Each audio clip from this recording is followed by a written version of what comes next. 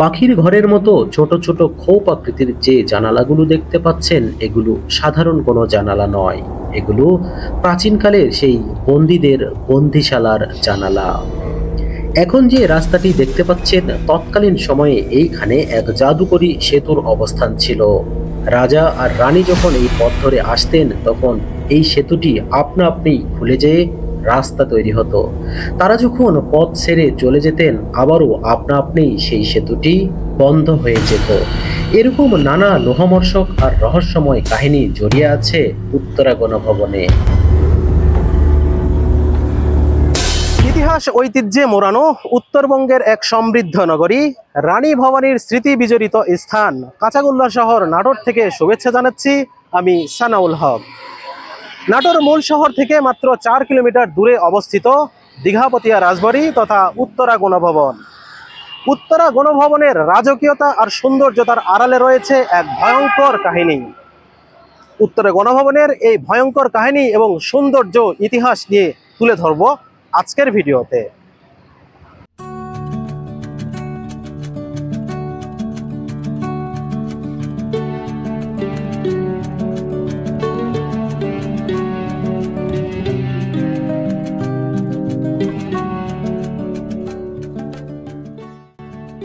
ঐতিহ্য, ইতিহাস আর রাজকীয়তায় ভরানো বাংলাদেশে যতগুলো রাজবাড়ি রয়েছে, তার মধ্যে অন্যতম রাজবাড়ি হলো এই দীঘাপতিয়া রাজবাড়ি বা উত্তরা গণভবন। নাটোর মূল শহর থেকে রাজবাড়ি অভিমুখে যখন চলবে, তখন প্রথমেই আপনার দৃষ্টি কেড়ে নিবে দৃষ্টিনন্দন ডিসি পার্ক, জেলা প্রশাসকের কার্যালয় এবং ডিসি পার্ক সংলগ্ন এই লেকটি।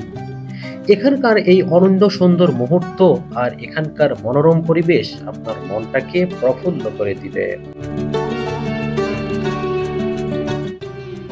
বাংলাদেশে বিভিন্ন স্থানে যে বাংলাদেশ টেলিভিশনের উপ সম্প্রচার কেন্দ্র রয়েছে, তার মধ্যে একটি রয়েছে এই নাটোরে। বাম দিকে যে বিশাল আকৃতির যে অ্যান্টেনাটি দেখতে পাচ্ছেন, এটি বাংলাদেশ টেলিভিশনের প্রচার সম্পাদনার জন্য ব্যবহার করা হয়ে থাকে।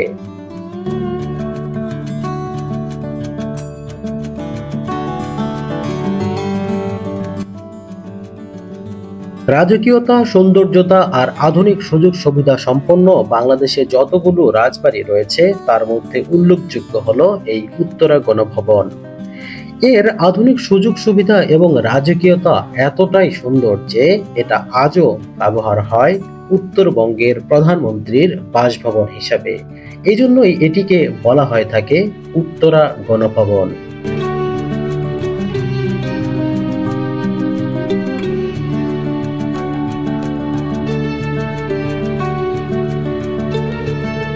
এখন আপনারা যে রাস্তাটি দেখতে পাচ্ছেন, এটি রাজশাহী, নাটোর, বগুড়া, রংপুর মহাসড়ক।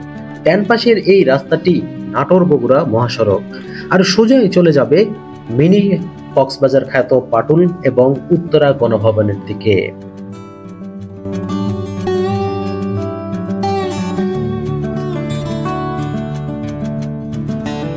সবুজ শ্যামলে বৃক্ষরাজি ঘেরা এই পথ আপনাকে পৌঁছে দেবে উত্তরা গণভবনের বিশাল আকৃতির রাজকীয় ফটকের সামনে। দূর থেকে আপনার নজরে আসবে বিশাল আকৃতির অনেকগুলো পাম গাছ, যা এখনো সৈনিকের মতো মাথা উঁচু করে দাঁড়িয়ে রয়েছে। কিছুক্ষণের মধ্যেই আমরা পৌঁছে যাব নাটোরের উত্তরা গণভবনের সেই রাজকীয় ফটকের সামনে। এটি দেখতে এতটাই রাজকীয় যে ভোরে সূর্যের আলো এই গেটের উপরে পড়লে এটি জল জল করে ওঠে। ঠিক এখন আপনারা যেটি দেখতে পাচ্ছেন, কতটা রাজকীয় একটা রাজবাড়ির গেট হতে পারে। প্রথম দেখায় আপনি এই গেটটি দেখলে প্রেমে পড়ে যাবেন, মুগ্ধ হবেন। একটু সতর্ক দৃষ্টি দিলেই দেখতে পাবেন যে এই রাজকীয় গেটের উপরে পথ পথ করে উঠছে বাংলাদেশের সবুজ লাল সবুজের প্রতিনিধিত্বকারী পতাকা। যেহেতু এটি উত্তরা গণভবন বা প্রধানমন্ত্রীর বাসভবন হিসেবে ব্যবহার হয়, এই জন্যই এখানে পথ পথ করে উঠছে লাল সবুজের পতাকা।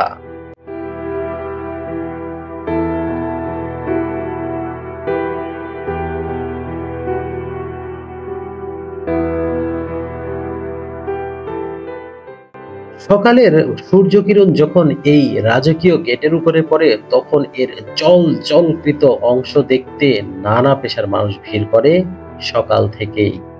এর মোহনীয় সৌন্দর্য প্রথম দেখায় আপনাকে মুগ্ধ করতে বাধ্য হবে। আপনাকে এটা মনে রাখতে হবে, আপনি সাধারণ কোনো গেটের সামনে দাঁড়িয়ে নেই, এটি এক রাজকীয় গেট, রাজকীয় স্থান।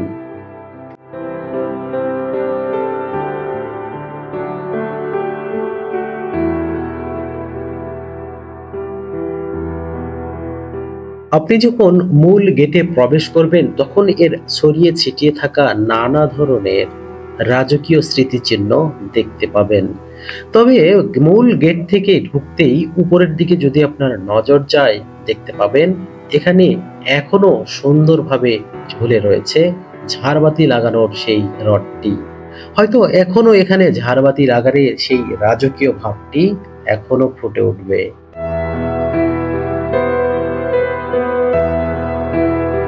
মূল ফটক পার হলেই আপনার নজরে আসবে এই রাজকীয় অনিন্দ সুন্দর রাজপথটি। তবে এটি সাধারণ কোনো রাজপথ ছিল না, এটি পানির উপর নির্মিত এক জাদুকরী সেতু ছিল। এখন যেই নদী বা জলাধার দেখতে পাচ্ছেন, এটি মূলত পরিখা। প্রায় 40 একর জায়গার উপর নির্মিত এই রাজপ্রাসাদের চারিদিকে বিভিন্ন ছোট ছোট পরিখা খনন করা হয়েছে শত্রুপক্ষের হাত থেকে বাঁচার জন্য। মূলত এই পরিখার উপরই ভাঁজ করে রাখা যেত এমন একটি সেতু রাখা হয়েছিল। যখন রাজশ্রী আর রাজা রানী পার হওয়ার জন্য আসতেন, তখন আপনা আপনি খুলে যেত এই সেতুটি, আবার তারা যখন চলে যায় তখন আপনা আপনি বন্ধ হয়ে যেত। রাজবাড়ির যেদিকেই চোখ যাবে যেন সবুজের সমারোহ, সবুজ গালিচায় যেন মোড়ানো রয়েছে পুরো রাজবাড়িটি। আপনি যেখান থেকে এই সবুজ সমারোহ দেখতে আসুন না কেন, আপনি মুগ্ধ হতে বাধ্য হবেন। আপনি যখন এই জায়গাটিতে আসবেন তখন ভুলে যাবেন যে আপনি দেশে আছেন নাকি দেশের বাইরে আছেন। মানে এখানে ইউরোপের যে পার্কগুলোতে ঠিক যেভাবে সবুজে আচ্ছাদিত করা হয়, ঠিক সেইভাবে রয়েছে। যদি আপনারা একটু ব্যাকগ্রাউন্ডটা দেখেন যে কত সুন্দরভাবে কিন্তু দেয়া আছে এখানে। সত্যি এটি ঐতিহাসিক একটা রাজবাড়ি বটে, কিন্তু এখানকার যে সৌন্দর্যটা সত্যি মুগ্ধ করার মতো।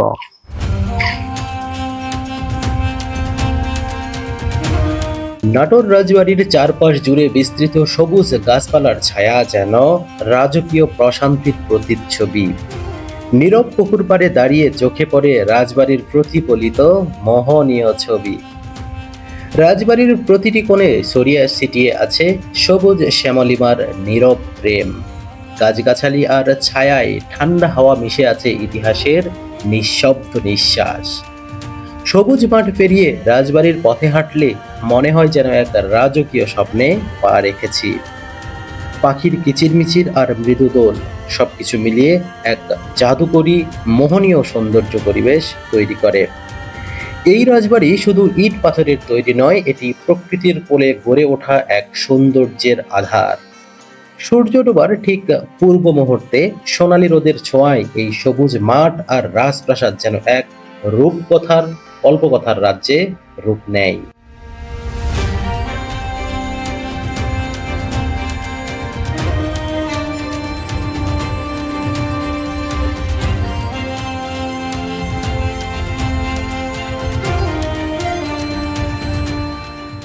সবুজে আচ্ছাদিত এই সবুজ প্রান্তরেরই পশ্চিম পাশে অবস্থিত এই রাজকীয় প্রাসাদটি।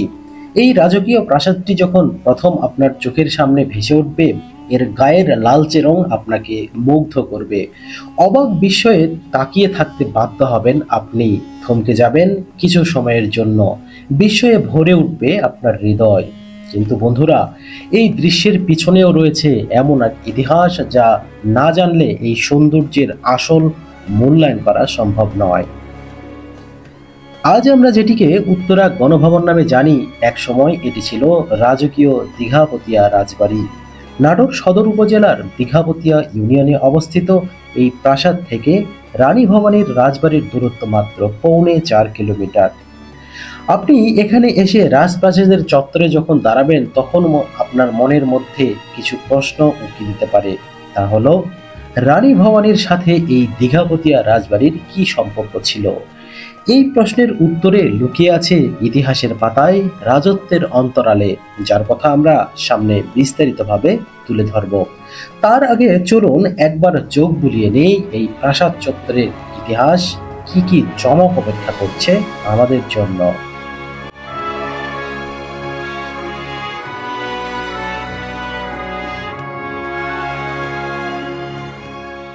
রানী ভবানী একসময় নাটোর, রাজশাহী, পাবনা, রংপুর, দিনাজপুর থেকে শুরু করে আজকের পশ্চিমবঙ্গের এক বিশাল অংশ পর্যন্ত শাসন করেছেন। তারই রাজপ্রাসাদ থেকে মাত্র 4 কিলোমিটার দূরে গড়ে ওঠে আরো একটি রাজবাড়ি। প্রশ্ন ওঠে, এই রাজবাড়ি আসলো কোথায় থেকে? আরো বিস্ময় জাগে যখন শোনা যায় এই দীঘাপতিয়া রাজবাড়ি পরবর্তীতে হয়ে ওঠে উত্তরা গণভবন। কিভাবে, কেন? হ্যাঁ প্রিয় দর্শক, আজকের এই ভিডিওতে আমরা খুঁজে বের করব এই সকলই প্রশ্নের উত্তর। সাল 1706, যখন জমিদার রামজীবন রায় নাটোর রাজ্যের ভিত্তি স্থাপন করেন। আমরা যে নাটোর রাজবাড়ি দেখে থাকি সেটিও গড়ে উঠেছিল তারই হাত ধরে। পরবর্তীতে তার দত্তক পুত্র রামাকান্ত রায়ের সাথে বিবাহ বন্ধনে আবদ্ধ হন ঐতিহাসিক রানী ভবানী। এই রামজীবনেরই অত্যন্ত বিশ্বস্ত ও দক্ষ দেওয়ান ছিলেন দয়ারাম রায়। রামজীবন নিজের বিশ্বাস থেকে দীঘাপতিয়ার বেশ কিছু জমি দান করেন সেই দয়ারামকে। আর এই জমিতেই গড়ে ওঠে একটা ছোট্ট বাড়ি, যা ছিল দীঘাপতিয়া প্রাসাদের কেন্দ্রবিন্দু।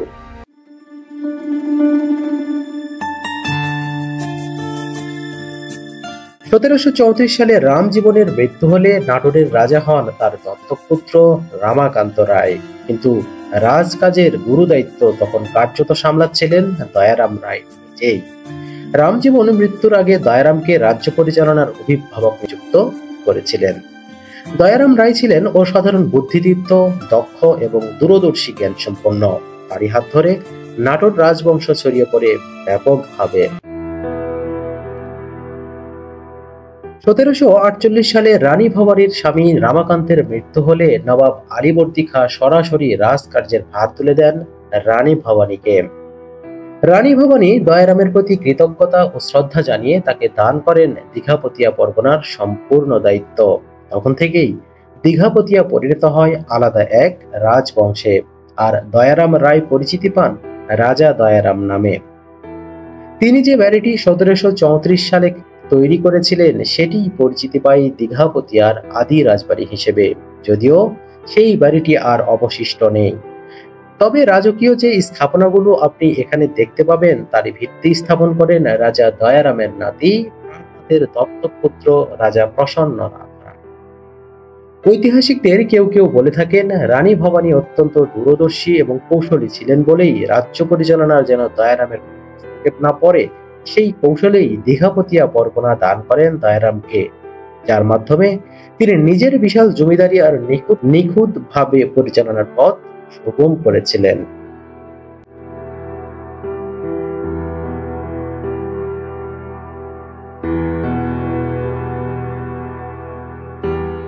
বন্ধুরা, আমার পিছনে যে জায়গাটি দেখতে পাচ্ছেন এটি সেই জায়গা যেখানে রাষ্ট্রপ্রধান বা সরকার প্রধান যখন আসে তখন তাকে সম্মাননা দেওয়া হয়। ঠিক এই জায়গাটিতে দাঁড়িয়ে রাষ্ট্রপ্রধান অথবা সরকার প্রধান যেই আসুক না কেন তিনি এখানে দাঁড়ান, এবং এখানে যারা প্যারেড করানোর জন্য যে সকল পুলিশ সদস্য অথবা আনসার সদস্য রয়েছে তারা এখানে দাঁড়িয়ে রাষ্ট্রপ্রধানকে সম্মাননা প্রদান করেন।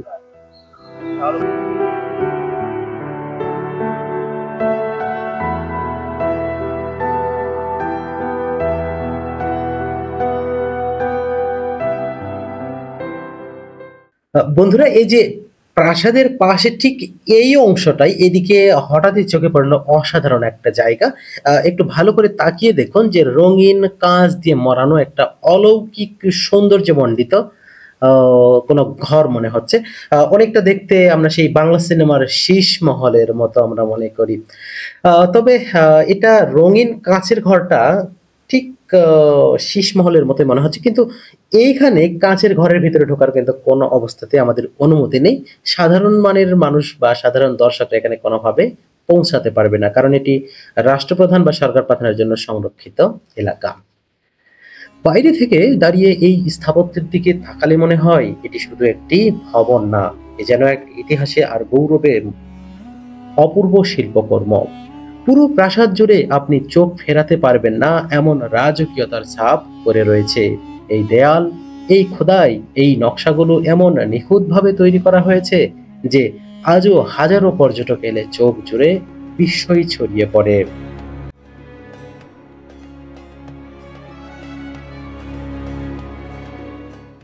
এই প্রাসাদটি দেখলেই প্রথমেই একটি বিষয় চোখে পড়ে, তা হলো এর গঠন অনেকটা ইংরেজি বর্ণ ই এর মতো।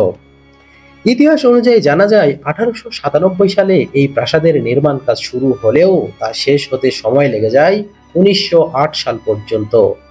এই দীর্ঘ সময় ধরে গড়ে ওঠা রাজকীয় প্রাসাদের একটি দিক, যেখানে ঠিক আমরা দাঁড়িয়ে আছি, তা ইচ্ছাকৃতভাবে সামনের দিকে বাড়িয়ে নেওয়া হয়েছিল। আর ঠিক এই অংশটাতেই রাজা তার ঘোড়ার গাড়ি নিয়ে এসে থামতেন। এই পথ দিয়ে প্রবেশ করেই রাজা ঘোড়ার গাড়ি থেকে নেমে ভিতরের অংশে অর্থাৎ মূল রাজপ্রাসাদে প্রবেশ করতেন। তবে আজ সেই ঘোড়ার গাড়ির ঐতিহ্য নেই, নেই তৎকালীন রাজা অথবা রানী, কিন্তু সেই পথ ধরে এখনো এখানে আসে গর্বের প্রতীক বাংলাদেশের সম্মানিত মাননীয় প্রধানমন্ত্রী অথবা মহামান্য রাষ্ট্রপতি। তাদের গাড়ি এসে থামে এখানেই, আর এখান থেকেই তারা প্রবেশ করেন এই রাজপ্রাসাদের অভ্যন্তরে, যেখানে রয়েছে রাষ্ট্রীয় অতিথি ভবন, প্রধানমন্ত্রীর কক্ষ, রয়েছে মন্ত্রিসভার কক্ষ। বাংলাদেশের ইতিহাসের এক গৌরবময় অধ্যায় হচ্ছে এই উত্তরা গণভবন, যেখানে প্রাসাদের প্রতিটি ইঞ্চিতে মিশে আছে অতীতের রাজার রাজকীয়তা, সৌন্দর্যতা আর বর্তমান রাষ্ট্রীয় মর্যাদা। রাজকীয় এই প্রাসাদের সামনে দাঁড়ালেই চোখে পড়ে দুই পাশে রাখা সেই আমলের বিশাল দুটি কামান। মনে হয় যেন ইতিহাস আজও পাহারা দিচ্ছে এই রাজবাড়িটি। আর ঠিক পাশেই রয়েছে শ্বেত পাথরের এক অনন্য ভাস্কর্য। তবে এটি কার তা নিয়ে নির্দিষ্ট কোনো তথ্য বা শিলালিপি নেই। তবে ধারণা করা হয় এটি প্রাসাদের প্রতিষ্ঠাতা ষষ্ঠ রাজা প্রমোদনাথ রায়ের মূর্তি এটি। এই প্রাসাদের ঠিক ডান পাশেই আজও দাঁড়িয়ে রয়েছে এক বিশাল আমলের আম বাগান। এখানকার আম গাছগুলো এতটাই পুরনো আর বিশ্বস্ত যেন দূর থেকে দেখলে মনে হয় এটি বিশাল বড় বড় বট গাছ। আমি এখন হাঁটছি আম বাগানের ভিতর দিয়ে। আপনারা হয়তো খেয়াল করলে দেখবেন আমার পিছনে অনেক আম গাছ রয়েছে। আপনারা এটা ভেবে ভুল করতে পারেন যে হয়তো আমরা কোনো কৃষকের একটা বড় আম বাগানে রয়েছি, কিন্তু তা নয়। আমরা উত্তরা গণভবনের যে আম্রকানন বা আম বাগান রয়েছে, আমরা সেখানে রয়েছি। এখানে আপনারা পিছনে দেখতে পাবেন অনেক বড় বড় আম গাছ, যা দেখতে রীতিমতো এক একটা বট গাছের মতো। এই আম গাছগুলো তৎকালীন সময়ে কিন্তু রোপণ করা হয়েছিল, যা বর্তমানে বট গাছের মতো বিশাল আকারে হয়েছে। যেমন ফল দান করে, ঠিক তেমনি ছায়াও প্রদান করে। এর পাশাপাশি উত্তরা গণভবনের সৌন্দর্য বর্ধনে এই আম গাছগুলো কিন্তু যথেষ্ট ভূমিকা পালন করে।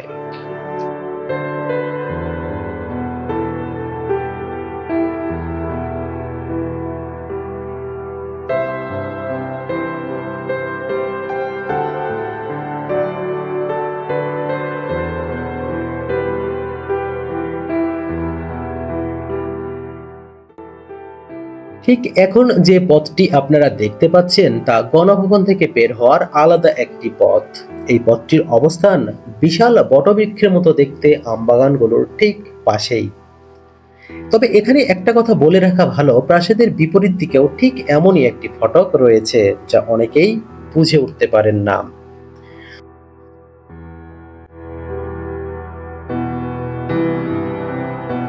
অনেক দর্শনার্থী ঠিক এই স্থান পর্যন্ত এসেই চলে যায়। তারা ভাবেন এখানে হয়তো দেখার মতো আর কিছুই নেই।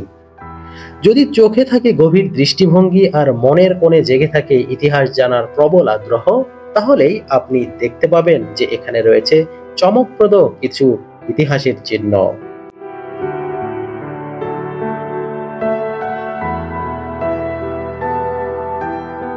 বন্ধুরা, রাজবাড়ির প্রাণীর সুব্যবস্থা করে দেওয়ার জন্য যে গভীর নলকূপটা ব্যবহার করা হয়েছিল, এটি সেই নলকূপ। এর অবস্থা বর্তমানে দেখে এখনো বোঝা যাচ্ছে যে একে যদি এখনো ভালোভাবে সারাই করা যায়, এখনো এখান থেকে পানি তোলা সম্ভব। তৎকালীন সময়েও এত সুন্দর টেকনিক্যালি বিষয়গুলো যে ছিল, এটা ধারণা করাটাও অনেকটা অসম্ভব। তবে রাজবাড়ির এই পানি তোলার যন্ত্রপাতি, গভীর নলকূপের পাশাপাশি স্থানীয়ভাবে রাজবাড়ির ভিতরে বৈদ্যুতিক সুব্যবস্থাও কিন্তু ছিল। বন্ধুরা, এখন আপনারা যে লাল রঙের ইমারত বা ভবনটি দেখতে পাচ্ছেন সেটি ছিল একসময় রাজাদের রান্নাঘর। হ্যাঁ বন্ধুরা, ঠিকই শুনছেন, এটি ছিল প্রাচীন রাজাদের রাজ রন্ধনশালা, যেখানে প্রতিদিন রান্না করা হতো রাজকীয় ভোজ। এই ভবনের উপরের দিকে তাকালেই চোখে পড়বে পুরনো অ্যাডজাস্ট ফ্যানের ব্যবস্থা। শুনতে অবাক লাগলেও এটি সত্যি যে সেই যুগেও এত সুন্দর প্রযুক্তি ব্যবহার করা হতো যাতে রান্নাঘরের ধোঁয়া খুব সহজেই বাইরে বেরিয়ে যেতে পারে। এই অ্যাডজাস্ট ফ্যানটি আজও টিকে রয়েছে ইতিহাসের এক নীরব সাক্ষী হয়ে।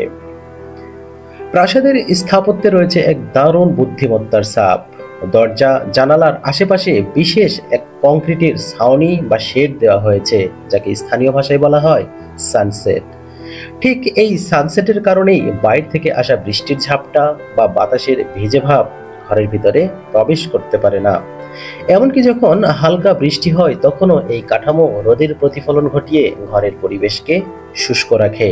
উপরের দিকে তাকালে চোখে পড়বে সূক্ষ্ম কারুকাজ আর আদি আমলের সেই নিপুণ শৈল্পিক ছোঁয়া ঠিক এখনো তেমনই রয়ে গেছে। প্রতিটি বাঁক, প্রতিটি অলঙ্করণ যেন কথা বলে সেই হারিয়ে যাওয়া সময়ের।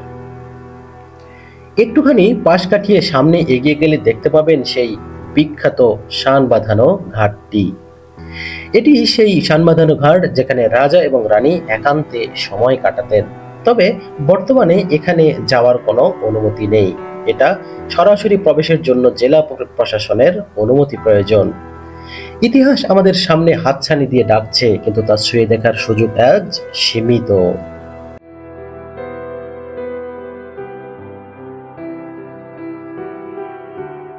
এই রাজপ্রাসাদ শুধু ইট কাঠের নির্মাণ নয়, এর আঙ্গিনায় গেঁথে আছে শতাব্দীর প্রাচীনতম বেদনাবিধুর কাহিনী।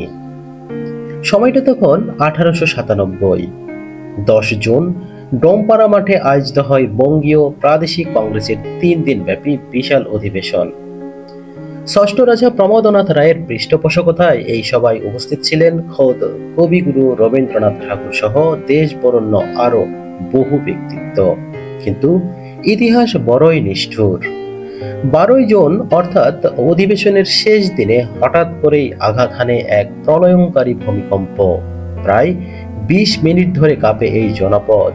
ধসে পড়ে গৌরবের স্তম্ভ, মাটিতে মিশে যায় রাজপ্রাসাদের একের পর এক অংশ। সেদিন শুধু ইমারতই নয়, ধসে পড়েছিল অনেক স্বপ্ন, অনেক ইতিহাস। শুধু ধ্বংস নয়, সেদিন ছিল রাজার, জনগণের এবং এই মাটির এক শোকগাথার সূচনা। বর্তমানে আপনি যেটি দেখতে পাচ্ছেন এটি প্রাচীনকালের রানীর প্রাসাদের সামনের অংশ, অর্থাৎ পানির ফোয়ারা। আর এই পানির ফোয়ারার পিছনে যেই বিস্তারিত বাগান দেখতে পাচ্ছেন এটি সেই রাজা মহিষীর আবাস রানী মহল। কিন্তু 1897 সালের সেই ভয়াল ভূমিকম্পে এক মুহূর্তেই ভেঙে পড়ে ইতিহাসের এক অনন্য স্থাপনা। রাজা নেই, রানী নেই, নেই রানী মহল, কিন্তু তার স্মৃতিচিহ্ন রয়ে গেছে অসাধারণ এই শান বাঁধানো পুকুর ঘাটে। ভিন্নধর্মী নকশার এই ঘাটটি যেন আজও গল্পে বলে চলে সেই অতীত দিনের। বসার জন্য রয়েছে সিমসাম 2টি জায়গা। এক পাশে 3 জন মানুষের বসার মতো প্রশস্ত স্থান, অপর পাশে রয়েছে ঠিক একই রকমের আরও একটি বসার সুব্যবস্থা। বিশেষ আকর্ষণগুলো দেখার মতো এই বসার স্থানগুলোর পাশেই রয়েছে ফুলের টব আকৃতির রাখার দারুণ পরিকল্পনা, যেটা এই জায়গাটিকে করে তোলে আরো নান্দনিক এবং মনোমুগ্ধকর। নিচে চোখ রাখলেই দেখা যাবে ঘাটে নামার জন্য রয়েছে বেশ কয়েকটি ছোট ছোট সিঁড়ি, যাতে করে খুব সহজেই পুকুরে নামা যায়। এই পুকুরের ঘাটটির এক পাশ শেষ হতেই শুরু হয়েছে আরেকটি অংশ, যেখানে পানির মধ্যে আরো কিছু সিঁড়ি দৃশ্যমান রয়েছে। আর এই সিঁড়ির নকশাগুলো রয়েছে ঠিক অন্য পাশেও, যেন পুরো ঘাটটি এক সুষম কল্পনাবিলাসী শিল্পকর্মের রূপ দিয়েছে। এখন যে খোলা প্রাঙ্গণটি দেখতে পাচ্ছেন এটি ছিল মজলিস দালান, রাজাদের বিচারের আসন। এখানেই বসতেন রাজা প্রমোদনাথ রায়, শুনতেন প্রজাদের কথা, চলত বিচার সালিশ আর নানা দরবারি আয়োজন। রাজকন্যার ইন্দুপ্রভার বড় ভাই রাজা প্রমোদনাথের তত্ত্বাবধানে চলত এই দালানের কাজ। কিন্তু 1897 সালের সেই হৃদয় বিদারক ভূমিকম্পে মজলিস দালানের উপরের ছাদ একেবারে ধ্বংস হয়ে যায়। সে সময় বঙ্গীয় প্রাদেশিক কংগ্রেসের সভা থাকার কারণে রাজ পরিবারের অধিকাংশ পুরুষ সদস্যই ছিলেন সভার ওই স্থানটিতে, যার ফলে প্রাণহানি অনেকাংশেই কমে গিয়েছিল। রাজকন্যা ইন্দুপ্রভা তার ডায়েরিতে লিখে গিয়েছিলেন বেশ কিছু কথা। তার মধ্যে অন্যতম কিছু কথা হলো, আমাদের স্বর্গময় বাড়ির স্থানে স্থানে ফেটে গেছে, কেবল বাহিরে বাবার তৈরি নতুন দালান ভালো আছে। আপনারা যে প্রাসাদটি বর্তমানে দেখতে পাচ্ছেন এটি হলো কুমার প্যালেস। এই জায়গাটি ছিল ভূমিকম্পে অক্ষত থাকা বেশ কয়েকটি দালানের মধ্যে অন্যতম একটি স্থাপনা। প্রাসাদের সামনেই দাঁড়িয়ে আছে বেশ কয়েকটি প্রাচীন কামান, তার মধ্যে অন্যতম এই বিশাল ও নান্দনিক কামানটি। তবে এই রাজপ্রাসাদেরই নিচতলায় রয়েছে এক ভয়ঙ্কর বন্দিশালা, যেখানে এককালে অপরাধীদের বন্দী করে রাখা হতো। ভিতরে এক বিশাল কক্ষ, যার প্রতিটি কোণ ঘন অন্ধকারে আচ্ছাদিত, আর এর কাঠামো এতটাই মজবুত যে এখানে দাঁড়িয়ে আছে বিশাল বিমের উপর তৈরি দ্বিতীয় তলার অংশ। সম্ভবত এই পিলার আর বিমই রক্ষা করেছিল এই কুমার প্যালেসকে। পাখির ঘরের মতো ছোট ছোট খোপ আকৃতির যে জানালাগুলো দেখতে পাচ্ছেন, এগুলো সাধারণ কোনো জানালা নয়, এগুলো প্রাচীনকালের সেই বন্দীদের বন্দিশালার জানালা। তবে আমার মনে অনেক প্রশ্নের মধ্যে একটা প্রশ্ন বারবার ঘুরে ফিরে আসছিল, এত সুন্দর প্রাসাদের নিচতলায় কেন রাখতে হবে বন্দিশালা? হয়তো এর উত্তর নেই, হয়তোবা হারিয়ে গেছে সময়ের অতল গহ্বরে। তবে এটাই সত্য যে যদি ওই দিন এই প্রাসাদটি ধ্বংস হয়ে যেত, তাহলে হয়তো শত শত মানুষের প্রাণহানির খবরই লিখতে হতো ইতিহাসে। ভাগ্যক্রমে রক্ষা পেয়েছে এই কুমার প্যালেস, আর তার সঙ্গেই বেঁচে আছে এক নিঃশব্দ ইতিহাস।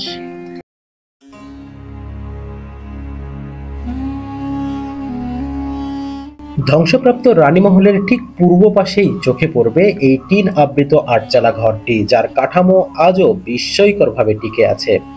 কাঠের অংশগুলো দেখে মনে হয় যেন সময় এখানকার উপরে কোনো ছাপই ফেলতে পারেনি। এটা কি রানীদের বৈঠকখানা ছিল, নাকি রান্নাঘরের মতো কোনো ব্যবহারিক স্থান, সে সম্বন্ধে কোনো নিশ্চিত তথ্য পাওয়া না গেলেও এটি যে রাজকীয় কোনো কাজেই ব্যবহার করা হতো তার প্রমাণ এই চারপাশের রাজকীয় ইমারতগুলি। এখন যে দুটি স্তম্ভ দেখতে পাচ্ছেন, এইগুলো এক ধরনের রাজকীয় সৌন্দর্যের চিহ্ন বহন করছে। তবে এগুলো প্রবেশদ্বার ছিল নাকি শুধুই সাজসজ্জার খুঁটি, তা সম্পর্কে কোনো কিছু জানা যায়নি। এই বিশাল আটচালা ঘর কি কাজে ব্যবহার হতো তা আমরা অনেক চেষ্টা করেও খুঁজে পাইনি।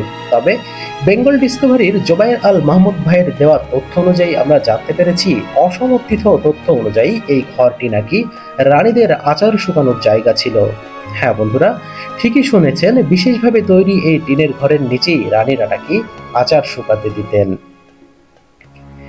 এই যে রাজকীয় পুকুর ঘাটটি দেখতে পাচ্ছেন, তার পাশেই ছিল রানীদের সুন্দর রাজবাড়ির সামনে পানির ফোয়ারা, যার ধ্বংসাবশেষ আজও এখানে পড়ে রয়েছে। ফোয়ারার পাশেই ছিল সেই টিন ঘরটি, যেটি ভূমিকম্পের সময় রাতে প্রাসাদের সমস্ত রানী রাজকুমারীর নিরাপদে রাত্রি যাপন করার শেষ আশ্রয়স্থল হয়ে উঠেছিল। ভেবে দেখুন তো, যদি সেদিন এই ঘরটিও ধ্বংস হয়ে যেত, তবে রাজ পরিবারের কতগুলো প্রাণ শেষ হয়ে যেত তা কল্পনা করা যায় না। সময়ের সাথে ধ্বংসে এসেছে, কিন্তু কিছু কিছু কাঠামো আজও কথা বলে ইতিহাসের পাতা জুড়ে।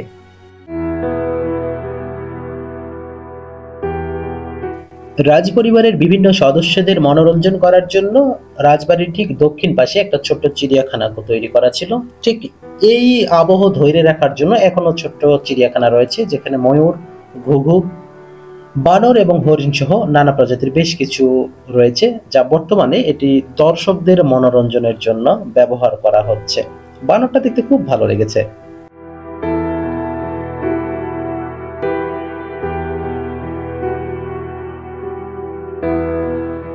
বর্তমানে যে পালঙ্কটি দেখতে পাচ্ছেন, এটি রাজা রানীর ব্যবহৃত সেই রাজ পালঙ্ক, যেখানে রাজা রানী একসাথে ঘুমাতেন, বিশ্রাম করতেন।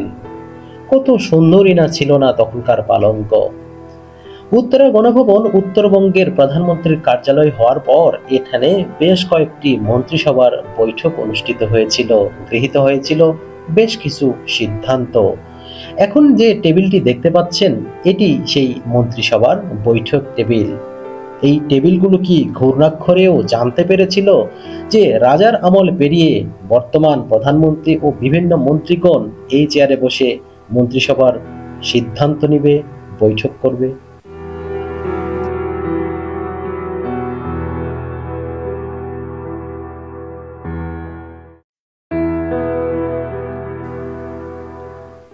প্রিয় বন্ধুরা, উত্তরা গণভবন বা দীঘাপতিয়া রাজবাড়ি যে নামকরণই করি না কেন, এটি এক অনন্য সাধারণ রাজবাড়ি, যে প্রাসাদের প্রতিটি দেয়াল, প্রতিটি ইট, প্রতিটি জানালা, প্রতিটি খিলানে লুকিয়ে আছে শতাব্দীর পর শতাব্দী ধরে জমে থাকা রাজকীয় ইতিহাসের নিঃশব্দ দলিল। তীব্র সংকটকালে যে প্রাসাদ থর থর করে কেঁপেছে, কিন্তু এই টিনের ছাউনিটি ছিল তাদের শেষ আশ্রয়স্থল। রাজকন্যারা, রানীরা এখানেই কাটিয়েছেন নির্ঘুম অনেক রাত। কতই না সুখের স্মৃতি, কত না কান্না ভেজা নির্জনতা বয়ে বেড়াচ্ছে এই স্থানটি। অথচ আজ কি অবলীলায় ইতিহাসবাহী এই টিনের ঘরটি পড়ে আছে অযত্নে, অবহেলায়। ইতিহাসের ভার যে ঘরের ভিতরে জমা হয়ে আছে, তাকে কি আমরা সত্যিই ভুলে যেতে পারি? এখানকার দায়িত্বপ্রাপ্ত দায়িত্বশীল কর্তৃপক্ষও কি জানে যে এখানকার প্রতিটি ইটের গায়ে কি পরিমাণ ইতিহাস রয়েছে? প্রতিটি কোণ যেন আজও দোলা দিয়ে যায় পুরনো রাজপুরুষদের পায়ের ধ্বনি, রানীদের নুপুরের আওয়াজ, শাসন, সাহসের প্রতিচ্ছবি, নির্যাতন সহ নানা কিছু। এটি কেবল একটি পুরনো প্রাসাদ নয়, এটি সাক্ষ্য দেয় যেখান থেকে বহু ঐতিহাসিক সিদ্ধান্ত নেওয়া হয়েছে, গড়ে উঠেছে রাজনীতি, কূটনীতি। প্রতিটি জানালার পাশে এক একটি অধ্যায় হয়ে রয়েছে। এই রাজপ্রাসাদটি যেন কোনো গল্পের বই নয়, বরং ইতিহাসের হৃদয় স্পর্শ করা, শান্ত করা এক জীবন্ত দলিল। উত্তরা গণভবন শুধু দেখার মতো জায়গা নয়, এটি হৃদয় দিয়ে অনুভব করার স্থান।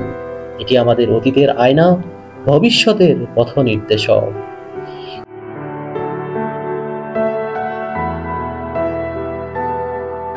বন্ধুরা, উত্তরা গণভবনের রাজকীয়তা এবং সৌন্দর্যের আড়ালে যে বেদনাদায়ক, বেদনাবিধুর কাহিনী ছিল, তার ইতিহাস তুলে ধরলাম আজকের ভিডিওতে।